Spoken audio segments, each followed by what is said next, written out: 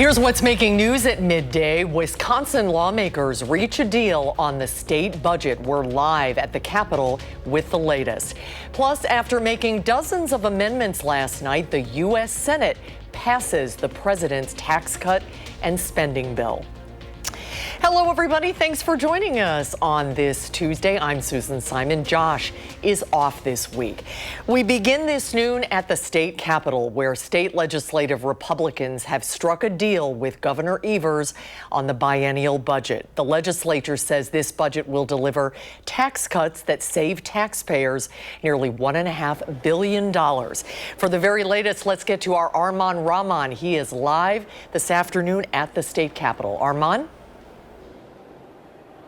Yeah, that's right, Susan. The fiscal year really ended in a rush of excitement. A huge deal is reached with just hours left to spare after weeks of negotiations. Now, for the first time in a while, the Senate and the Assembly are meeting together right now to take up that budget bill and pass it. And once they do, experts tell me there's not much that will stop it from becoming a reality in many of those key places. Let's take a look at some of those highlights of that bill. Over $330 million in child care funding, now more than $1.4 billion to K through 12 schools, and more than $256 million to stabilize the University of Wisconsin system over the next 2 years. That does not include other investments into capital infrastructure improvements within the universities of Wisconsin, and even making home gas and electricity utility payments exempt from sales tax over the summer months. Now, the Republican lawmakers of the Joint Finance Committee held a previewing session today before the JFC meeting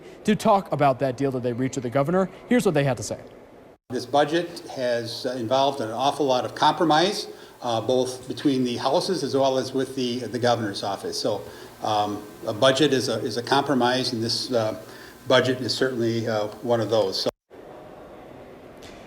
And we have reaction from Governor Tony Evers. He says, in part, quote, "I declare 2025 the year of the kid in Wisconsin, which is why I've spent the last several months working with Republican leaders to ensure we have a pro-kid budget that invests in our kids at every age and every stage, from early childhood to K through 12 schools to our higher education institutions." And that child care funding, a very big point of concern for many families and providers after the pandemic-era child care accounts program came to an end yesterday, along with the fiscal year. Many child care providers were planning to close their doors, as they told me, but I spoke to one today who says that with this budget deal, she is confident that many of those will be able to stay open for at least the next year. Hear from her later on News 3 Now. For now, reporting in the state capitol, Arman Rahman, News 3 Now.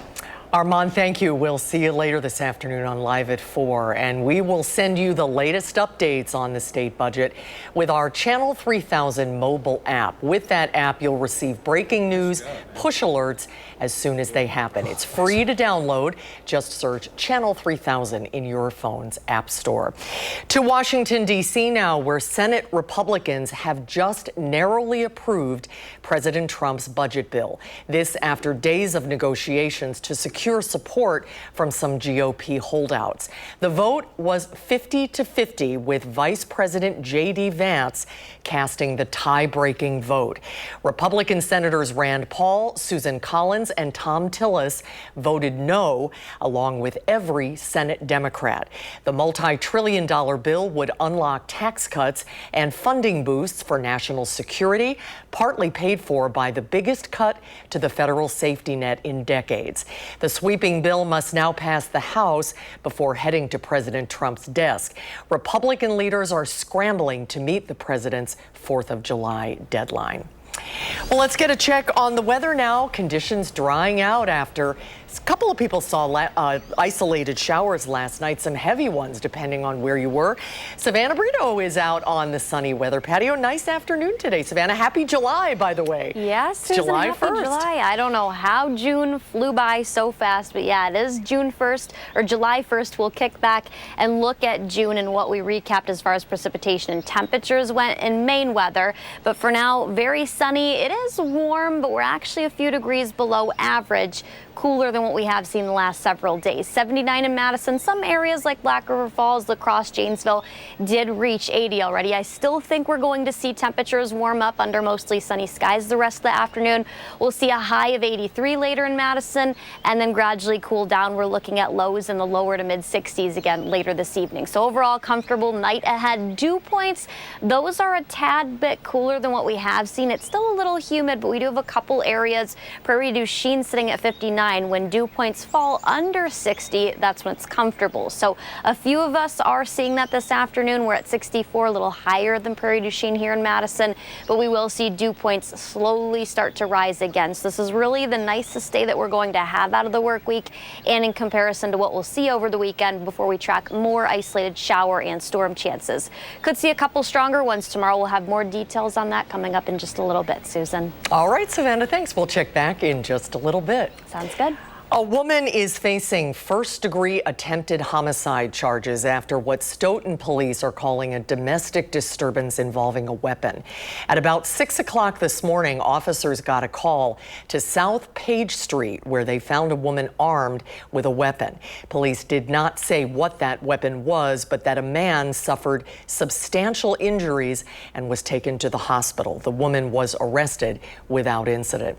The Milwaukee Bucks have found their solution at center. According to ESPN, free agent Miles Turner is signing with the team.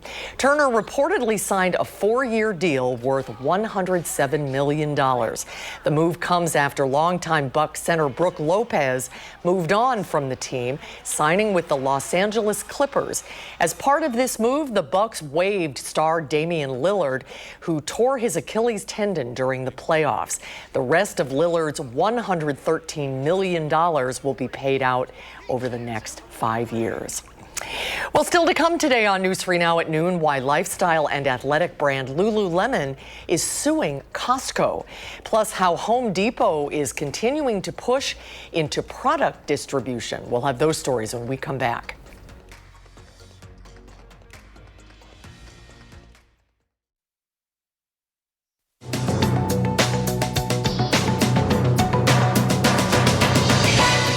Home Depot continues its push into product distribution. The home improvement chain is purchasing another Georgia-based company, GMS, in a deal worth $5.5 billion, including debt. GMS distributes specialty building products like drywall and steel framing. The deal is expected to be finalized by early next year.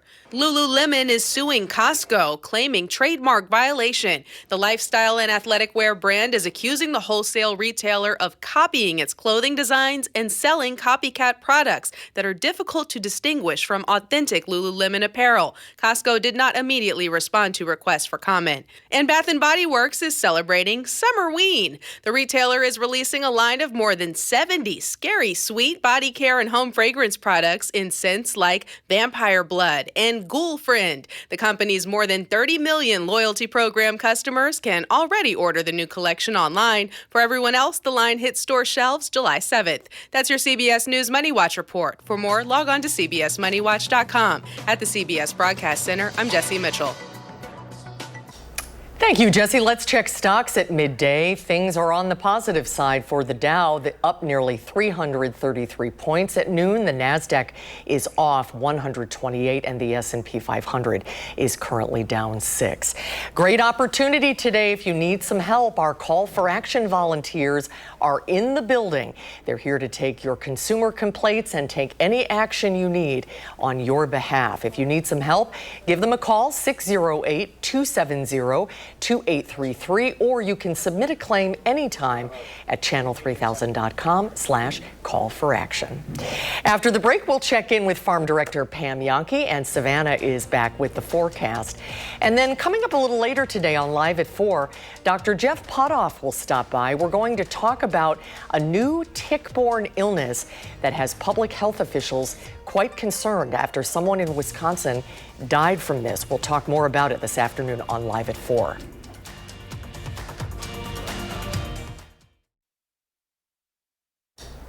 Time for the Midwest Farm Report. Let's check in with Pam Yankee. Hi, Pam. How's your day going today? Well, busy, just like you guys. Everybody's keeping an eye on the state budget and what is being discussed and shared, and Wisconsin farmers are certainly in that boat. One item that we're keeping an eye on, and we may see discussed outside of the state budget, is what's going on with the Wisconsin Local Food Purchase Assistance Program. This is something the Wisconsin Farmers Union have been watching very closely. It is not included in what the Joint Finance Committee is proposing in the state budget for the governor, but we do hear conversations that they may try to find monies for this program outside of the confines of that budget. The funding for that particular program is currently from the federal level, and they're going to have that go away by August. Let's take a look at something a little bit brighter for Tuesday. Wisconsin State Fair is now about a month away, but judging has already begun. Some 500 different entries from across the state of Wisconsin in the cheese, butter, custard, milk, yogurt, sour cream category streamed in for the Wisconsin State Fair Dairy Products Contest. The judging is already done. Now we will wait and see who's named the Grandmaster Cheesemaker, Grand Champion Butter, Grand Champion Yogurt, sour cream, milk, and custard. It's going to be happening on Thursday, August 7th at State Fair Park in West Dallas during the Blue Ribbon Dairy Products Auction. And remember, that's open to the public. Encourage you to come on by. And if you are part of a company, maybe make a bid on one of those products. All of the monies generated there go towards scholarships for kids that are pursuing an education in dairy. So I thought I'd share a couple pictures with you there. Talking a little bit more about the picture of our Wisconsin crops out there. Latest crop progress report as far as quality of our corn and soybeans in Wisconsin is in. 75% of our corn looks good to excellent, but that's down 1 percentage points in a week. Soybeans, about 73% good to excellent. That's not changed. Winter wheat, 72% good to excellent, but that's down 3 percentage points. And then put in play that I just talked to Dr. Damon Smith, University Extension plant pathologist, and he said this weather is lined up perfectly for problems with tar spot. 5 states have already reported finding tar spot. That is unheard of, and white mold in soybeans. So he said now is the time to start scouting. Dairy markets, another busy day. Barrel cheese was up 3 at 172.5. 40-pound block cheese, 1/4 cent higher at 172 1/4. Double A butter up 1/4 cent, 260 1/4 per pound. I got to get bigger lungs, Suze, if I'm going to get all my goodies in on a short period of time on days like this. From the budget to the field to the dairy to the pictures, it's like, yeah. Well done, girl. You got it all done. You got it all in there. We made it. All right. Hang in there. Have a good afternoon, Pam. We'll see you tomorrow. All right. See you later. Yep. Let's head over to the Weather Center. It's a very nice summer afternoon out there, but maybe a little chance for some more rain tomorrow. Here's Savannah with the forecast. Thank you, Susan. Yeah, dry and calm today, and that could change as early as tomorrow. We'll have those details on every shower chance over the next couple of days, but today is July 1st. Let's recap June. We actually, even despite our 5 90-degree days that we saw last month, did fall a little bit below average. Our average in Madison, 81.1. We did fall at 78.6. Precipitation, though, it was a very wet month. We fell just over 5.5 inches of rain. That was about 1/4 inch over what we usually see. These were the 5 90-degree days we had last month. The 21st to the 23rd, we were in the lower 90s, and then we did top out at 90 on the 26th and again on the 29th. If you take into consideration last year, all of 2024, we had 8 days. We've already had 5, and that was just last month alone. So things are a little bit warmer, even though we had a cooler month overall. 79's where we sit right now. I still think we're going to see temperatures rise. Everyone across southern Wisconsin should at least make it into the lower 80s. A couple of us already there this afternoon, and a couple spots could even reach the mid-80s. That's more likely tomorrow, though. A lot of sunshine expected. No rain today, but that's going to change tomorrow. It'll be a comfortable evening with temperatures actually falling overnight. Once again into the 60s. We'll be in the lower to mid-60s. A comfortable start, very similar to what we woke up with this morning, and that'll change slowly over the next couple of days, too. This is what we'll wake up with tomorrow, but then there is a chance for isolated showers and storms that will return. This is our severe weather outlook for tomorrow. Areas like Janesville, Monroe, south of Platteville, not expecting storms, but Madison and northward, everyone else across southern and central Wisconsin is included in this marginal risk. So it's a low risk overall. Gusty winds will be the big threat, along with pockets of heavier rain. Let's time when those storms are expected to move in. I do think for the most part north of Madison, but they'll be spotty in activity, and that'll be really tomorrow late afternoon, early evening, and it'll take us into early Thursday morning. There's another chance Thursday, not necessarily for strong to severe thunderstorms, but more showers are in the forecast, and it'll take us up through the 4th of July as well. It's comfortable. Dew points, it's still a little humid. They're sitting in the lower to mid 60s, but overall much better than what we have seen. That's going to change slowly to a little bit tomorrow, but then as we creep towards the 4th of July and into the weekend, that's when dew points come back up to about 70, maybe even into the lower 70s, and that's when it starts to feel very, very humid outside. For the 4th of July, I do think it's going to be a hot day, 90 degrees. We will see isolated showers. I think most of the day will be dry. The best chance for showers on the 4th looks to come in the evening and more specifically nighttime hours. So fingers crossed that everyone can get those fireworks shows in before the storms settle in. Ultimately, I think Saturday is going to be the better chance, and then for Sunday, that'll be the second or better half of this upcoming weekend. Sunshine and temperatures back down to the mid 80s. So Susan, that'll feel a lot better. Yeah, that looks perfect. And then a nice stretch after the 4th, too. I'm excited for the calm weather. Yeah, me too. All right, Savannah, thanks so much. Up next, Howard has an easy recipe for the 4th of July. It only needs 4 ingredients. Whether it's for the 4th of July or you're simply looking for something special for a cookout or for a cook-in, that's when we cook our grilled favorites inside rather than out. We have just the thing. Shish kebabs, and we're making them steakhouse worthy. We start by parboiling a handful of creamer or baby potatoes until they're fork tender. Once they are, we drain them. While they cool, we cut a couple of thick ribeye steaks into good-sized chunks. Starting with a premium cut like this ensures these are gonna be super tender. And rather than using pieces of red and green peppers like we normally do, we thought using whole mini sweet peppers would set our kebabs apart from the rest. Now all we do is take our skewers and alternate the peppers with the beef and baby potatoes until everything is used up. Right before they go on the grill or into a grill pan, we brush them with some pesto. Once they're cooked to your desired doneness, they're ready to serve. If you want, you could even brush on a little more pesto to make them extra saucy. So if you're looking for a main dish that'll melt in your mouth, all you have to do is go to our website and type in what we call pesto steak kebabs. I'm Howard in the Mr. Food Test Kitchen, where today we found a steakhouse kind of way for you to say, ooh, it's so good. Thank you, Howard. And after the break, Angie Edge from the Dairy Farmers of Wisconsin is here today with a new recipe to try out at your 4th of July barbecue. We'll be right back.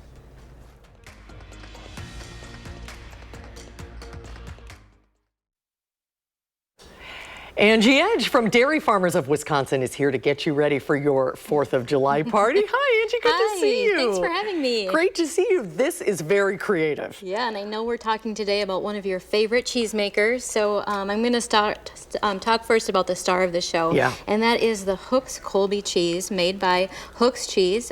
Tony and Julie have a small cheese factory in Mineral Point, Wisconsin. It's out of this you world. might also find them at the local Dane County Farmers Market. Yeah. But the Hooks Colby is actually one of the very first cheeses to put them on the map. Julie won World Championship cheese for this cheese back in 1982. She's the only female that ever won it, overall grand champion. So amazing. Pretty special. And Colby is a cheese that was invented right here in Wisconsin. It's a Wisconsin original, and actually that's the base layer of our American flag cheese board. So this is the base layer. So it has 2 cups of Wisconsin Colby cheese, and then it also has lots of dairy goodness like sour cream, cream cheese, along with some fresh salsa, and then also some green onions. So is it sort of like a basic taco dip? Basic taco dip. Okay. So that's going to be spread on the bottom layer. I put it here because you couldn't see that. And then you're going to have so much fun with your stars and stripes. So you have 1 layer. This is the red bell peppers and also the grape tomatoes. And then more cheese, of course. So you have the Hooks Monterey Jack that I've shredded and made the stripes. And then I've also made little stars with the Hooks Monterey Jack as well. And then some blue tortilla chips. Yeah, the base layer is tortilla chips. That's so creative. Yeah. I would have never thought of that. And then you serve it with chips and you just scoop it up. So you can have lots of fun supporting Wisconsin dairy farmers this weekend for the 4th of July. So many fun cheese boards to make, you know, appetizers, even desserts that have red, white, and blue that incorporate Wisconsin dairy products. So you can check that out at dairyfarmersofwisconsin.com. Yep, right? it's actually that or wisconsincheese.com. Okay, yep. great. You'll find us. Happy 4th. Yeah. Have a great 4th, Thank Angie. you. It's so good to see you. We're going to take this to our work party, Savannah. Yeah. We're already ready to go. Oh, it sounds so good. I can smell it from here, and it smells even better. We're tracking a lot of sunshine. Nice day overall. Have a great day, guys.